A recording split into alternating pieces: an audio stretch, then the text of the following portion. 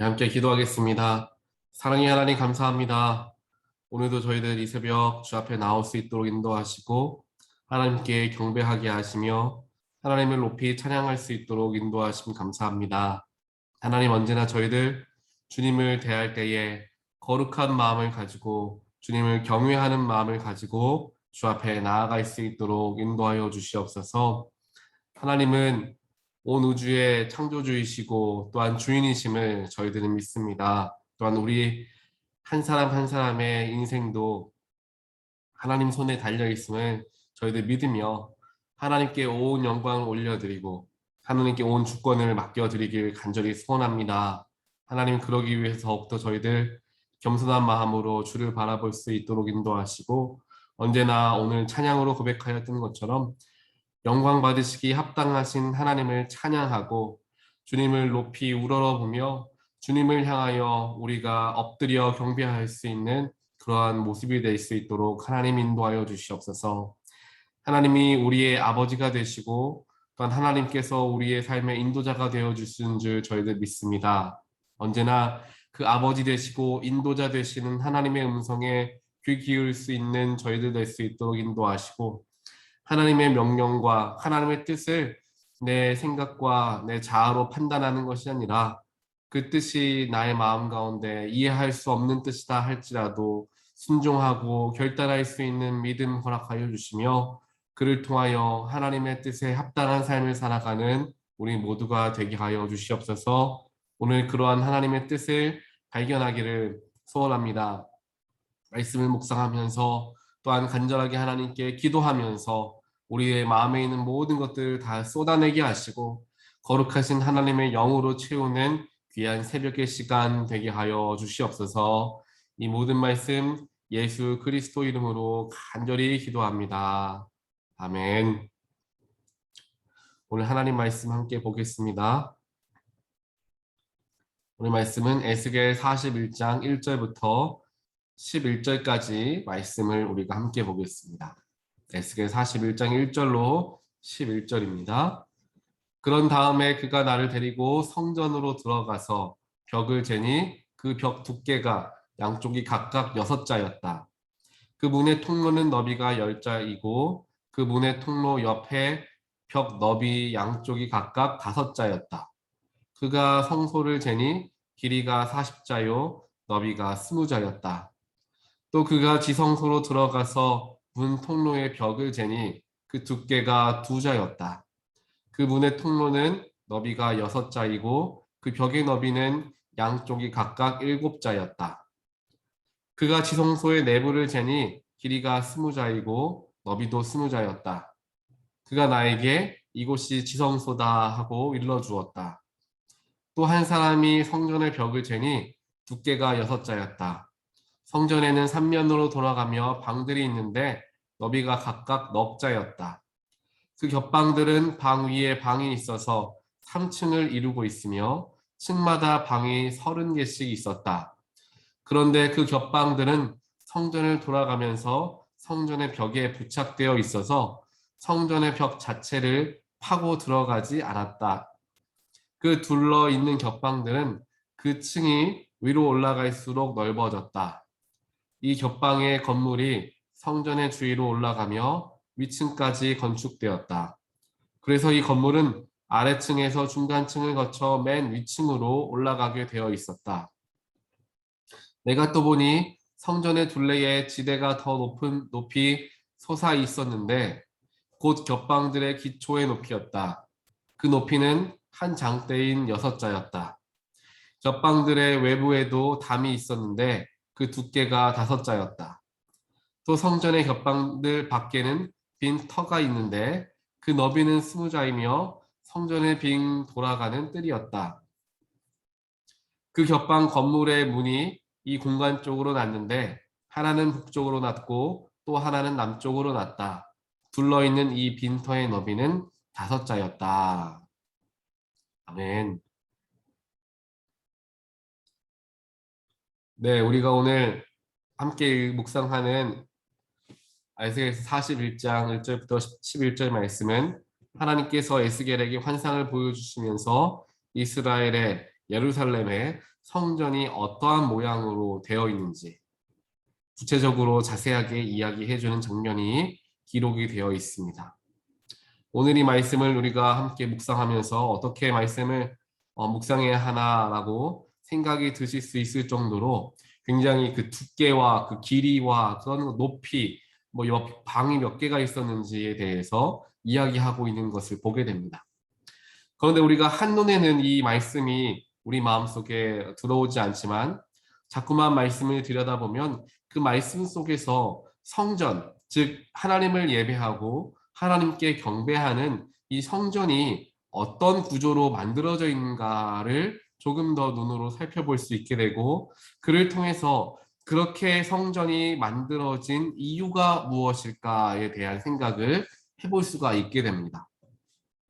그 생각을 통하여서 성전의 구조 자체가 하나님께 예배하기 위한 성전의 구조가 되어 있다라는 사실을 발견하게 되고, 그 속에서 오늘 우리가 묵상할 수 있는 묵상점을 찾아낼 수가 있게 되는 것입니다.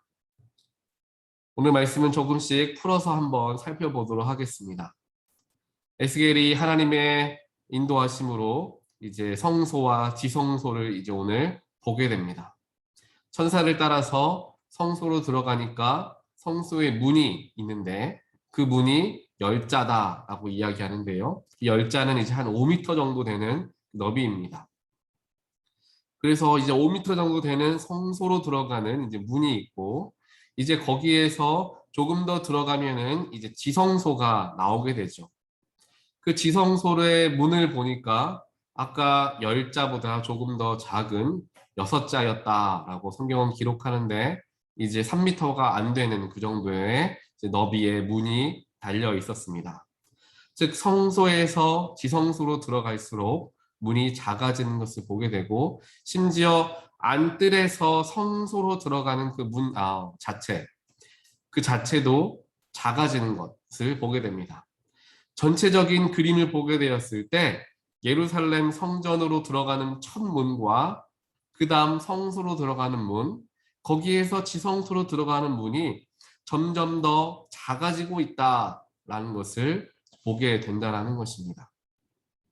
그 속에서 하나님께로 나아가면 나아갈수록 우리는 점점 좁은 문을 들어가야 한다라는 것을 보게 된다라는 사실이죠. 이것을 우리의 신앙에 비추어서 생각을 해볼 수 있습니다. 하나님께서 처음 우리들을 불러주시고 하나님의 말씀과 예수 그리스도의 복음을 믿게 하기 위한 문은 굉장히 넓고 큰 문입니다. 그 문에는 누구든지 들어와서 복음을 받고 하나님을 알아갈 수 있도록 쉽고 자세하고 또한 어찌 보면 넓게 문이 나아 있는 것입니다. 그 문으로 하나님께서는 모든 자들을 초대하십니다. 하지만 하나님을 믿고 예수 그리스도의 복음을 처음 접한 다음에 들어가야 하는 성소가 되는 문은 처음 들어갔던 문보다 조금 더 작은 문인 것을 보게 됩니다. 거기에서 하나님의 더욱 깊은 뜻을 발견할 수 있고 하나님의 더욱 놀라우신 뜻과 계획하심을 발견할 수 있는 지성소까지 들어가는 문은 더 좁은 문이다 라는 것을 살펴보면서 우리의 신앙의 모습이 이와 같아야 한다라는 것을 보게 됩니다. 처음 하나님을 만나고 처음 복음을 접하는 경우는 하나님의 임재하심과 하나님의 정말 놀라우신 일들을 정말 쉽게 발견하는 일들이 있습니다. 즉 하나님께서 한 사람의 영혼을, 한 사람의 마음을 하나님께로 돌리고 구원의 길로 인도하시기 위하여서 정말 강권적으로 우리의 삶에 나타나는 것을 보게 됩니다. 그래서 처음 하나님을 만났을 때 굉장히 크고 놀라우신 하나님을 발견하는 경우들이 많이 있습니다. 사도 바울도 마찬가지였죠. 처음 예수님을 만나게 되었던 때 정말 놀라운 경험을 하지 않습니까? 이와 마찬가지로 우리의 신앙의 첫 모습, 복음을 처음 받아들였던 때를 돌아보면 하나님의 놀라우신 그런 기적도 경험하신 분도 계실 테고, 또한 놀라우신 하나님의 임재하심을 뜨겁게 경험하신 분들이 계실 것입니다.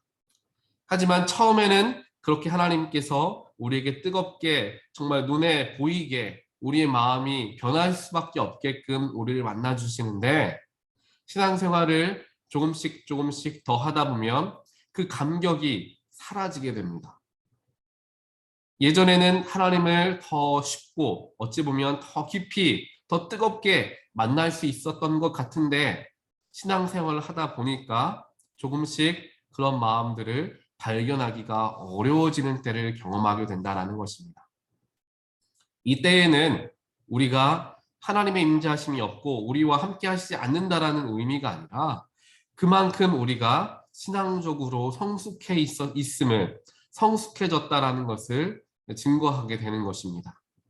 그래서 이제 하나님을 더욱더 깊이 체험하기 위해서는 우리가 시간도 들여야 하고 정성도 들여야 하며 예전보다 훨씬 더 말씀을 공부하고자 하는 일들, 여러 가지 하나님의 사역들에 깊이 들어가게 되었을 때 또 그 속에서 하나님의 놀라우신 인도하심과 또한 이적을 발견하게 된다는 것입니다.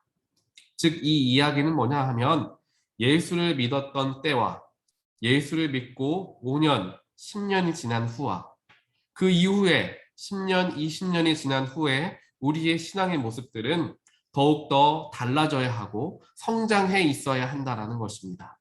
조금씩 조금씩 더 좁은 문으로 들어갈 수 있을 만큼 우리의 영혼이 훈련되어지고 우리의 삶의 자세가 하나님께 맞추어져 있을 때 우리가 지성소에까지 이를 수 있게 되는 것입니다. 이러한 노력과 우리의 수고와 하나님을 알아가고자 하는 열망들을 우리가 갖지 못한다면 결국 성전 안뜰에서 머물러 있을 수밖에 없는 안타까운 신앙의 모습을 가질 수밖에 없다라는 것입니다.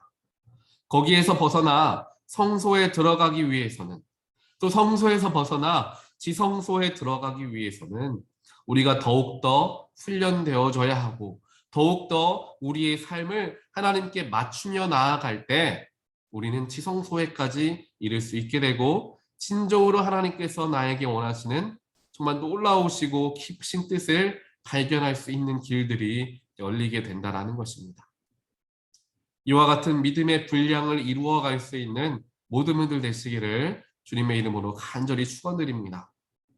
그냥 성전 안뜰에만 거하는 것이 아니라 성소에 들어가고 지성소에까지 들어가면서 도대체 하나님께서 나를 이 땅 가운데 보내신 진정한 의미가 무엇인가를 발견할 수 있고 더 나아가 오늘 하루 하나님께서 나에게 어떻게 살아가기를 원하시는가, 지금 이 시간 오늘 지금 내가 살아가고 있는 이 한 시간 내가 어떻게 살아가길 원하시는가 하나님께 묻고 하나님께 나아갈 수 있게 되는 길들이 바로 이러한 모습의 신앙적인 성장함이 있을 때 이루어질 수 있다는 것을 오늘 말씀을 통하여서 지성소까지 들어가는 문들이 점점 좁아진다는 것을 보면서 좁은 문에 들어가기 위해서는 더욱 우리가 하나님 앞에 마음을 들여야 하고 우리의 노력과 수고를 쏟아야 한다는 사실을 우리는 발견할 수 있게 된다는 것입니다.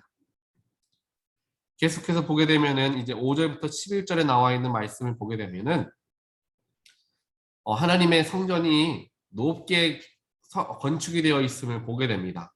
건물 지대도 이제 굉장히 높게 서져 있고 그 안에서도 점점 바깥 안뜰에서 지성소까지 올라가는 계단들이 굉장히 올라가게끔 만들어져 있다는 것을 보게 됩니다. 이제 바깥뜰에서 안뜰까지 들어가는데 계단이 이제 7계단이 있고 이제 또 거기에서 성소로 올라가고 지성소로 들어가는 계단들이 8개, 12개 이런 식으로 점점 더 위를 향하여 올라가는 구조로서 만들어져 있고 성전 자체도 3층 구조로 굉장히 높게 설치되어져 있는 것을 보게 됩니다.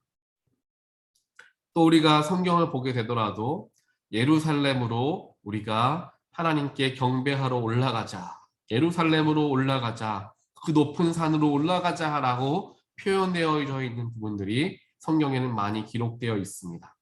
예루살렘 자체가 지리적으로 높은 곳에 위치해 있기 때문에 어디에서 오던 동서남북 어디에서 오던 예루살렘은 지대가 높게 형성이 되어져 있습니다. 그래서 하나님께 예배하기 위해 예루살렘으로 간다라는 것 자체가 내가 하나님께로 올라간다라고 표현을 한다라는 것입니다. 이곳에서 우리는 다시 한번 우리가 말씀을 묵상하고 적용할 수 있는 부분들을 발견할 수 있는데요. 우리는 신앙생활을 하다 보면은 예수님에 대해서 깊이 느끼면서 또한 예수님에 대해서 뭐라고 할까요? 경험하면서 예수님과 우리의 관계가 굉장히 친밀해져 있는 상황을 경험하게 됩니다. 그 얘기는 뭐냐면은 하나님께서 우리 인간들을 불쌍히 여겨주셔서 인간의 육신을 입고 이 땅으로 내려와 주신 것이죠. 그래서 우리와 함께 동고동락하며 우리와 함께 살아주시고 우리의 모든 죄를 대속하여 주신 우리의 친구가 되신 예수님이라고 우리가 고백하고 예수님께서 나를 만나 주시고 나를 찾아와 주시고 나를 위해 기도해 주시는 그러한 모습들로 예수님을 바라보는 경우들이 많이 있습니다. 그것은 근데 물론 그게 너무나 중요하죠. 너무나 중요합니다. 하지만 그 모습은 어떻게 보면 하나님의 속성 중에 한 속성의 모습이다라는 것입니다. 하나님의 속성은 하나님, 예수님, 성령님, 삼위일체의 세 가지의 속성을 가지고 계신 분이 하나님의 모습인 것이죠. 그 중에 예수님과 성령님은 조금 더 우리와 가까이 닿아 있는 것처럼 여겨지는 우리에게 직접 임재해 주시고 우리를 찾아와 주시는 느낌의 그러한 우리와 친구와 같은 그러한 속성의 모습이 예수님과 성령님에 담겨져 있다라고 한다면 하나님은 어떠한 속성을 가지고 계시냐? 지극히 높이 계신 분, 우리의 경배를 받기를 원하시는 분, 우리의 찬양을 받기를 원하시는 분. 구약에서는 어떻습니까? 하나님 앞에 서는 것조차도 정말 죽음을 무릅쓰고 서야 하는 자리. 하나님의 얼굴을 내 눈을 들어서 볼 수조차 없는 하나님의 얼굴을 보게 되면 내 눈이 멀게 되거나 그 자리에서 죽게 될 정도로 거룩하신 분으로 하나님은 표현되어져 있습니다. 하지만 교회 안에서도 또한 특별하게 우리 개신교 안에서 예수님과 성령님에 대해서 강조를 하다 보면 이렇게 하나님에 대해서도 똑같이 예수님과 성령님처럼 우리 가운데 함께 임재하시는 하나님으로서만 생각하고 바라볼 수 있다는 사실입니다. 거기에서 하지만 우리가 결코 잊지 말아야 하는 것은 하나님은 누구보다도 거룩하신 분이다 라는 것입니다. 하나님은 우리가 온 마음과 삶을 다하여서 경배해야 하는 그러한 귀하시고 놀라우신 분이 바로 우리 하나님이다라는 사실을 우리는 우리 마음속에 항상 기억하고 있어야 합니다. 이스라엘 백성들을 모습을 보면 그들이 하나님을 얼마나 정말 정성을 다하여 경외했는가. 하나님을 경외하는 마음을 지금 그 어느 누구도 따라갈 수 없을 것입니다. 하나님께 예배하기 위해서 얼마나 정결하게 그들 스스로가 스스로를 관리했습니까? 정결한 것을, 부정한 것을 보거나 부정한 것을 생각하거나 부정한 것을 만났거나 그렇게 되어서 부정함이 내 속에 들어오게 되면 예배 자리 자체에 나아가지도 못했던 것이 그들의 마음가짐이었습니다. 그런데 그런 마음가짐이 우리에게 있는가? 라는 것이죠. 하나님께 예배하러 나오고 주일에 하나님 앞에 나오는데 아무런 마음 없이 아무런 하나님을 만나고자 하고 하나님께 경배하고자 하는 그러한 귀한 마음을 갖지 못하고 정말 습관처럼 하나님 앞에 나오고 있는 우리의 마음은 없는지 우리 스스로는 스스로를 살필 수 있어야 합니다. 오늘 성경에서 하나님은 지극히 깊으시고 지극히 높으신 곳에 거하고 계시는 것을 보게 됩니다. 아무나 하나님을 만나러 갈 수가 없습니다. 예수님께서 그 길을 열어주셨기 때문에 지금 우리가 갈 수 있긴 하지만 그렇다고 하나님의 거룩하심이 변하여진 것은 절대로 아니라는 사실을 우리는 반드시 기억해야 합니다. 그런 면에서는 우리가 옛날에 80년대, 90년대에 교회에서 목사님들께서 그러한 부분들은 굉장히 잘 가르쳤던 것 같다라는 생각을 하게 됐습니다. 예배하기 위해서 제가 중고등학생 때에도 목사님들이 얼마나 학생들을 잘 가르치셨는지 모릅니다. 정결한 마음으로 정말 조심스럽게 하나님께 나와야 한다. 예배 자리에 나오기 앞서서 정말 몸을 정결하게 하고 좋은 옷을 입고 정말 깔끔하게 하나님 앞에 서야 한다. 강대상도 함부로 올라가서는 결코 안 된다. 신발을 벗고 올라가야 하고 정말 특별한 경우에만 올라가야 한다.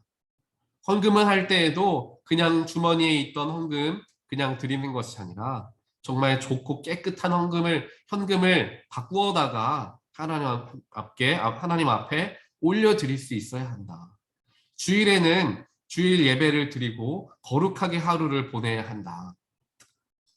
이러한 모습들이 지금에 와서는 너무 형식적이다.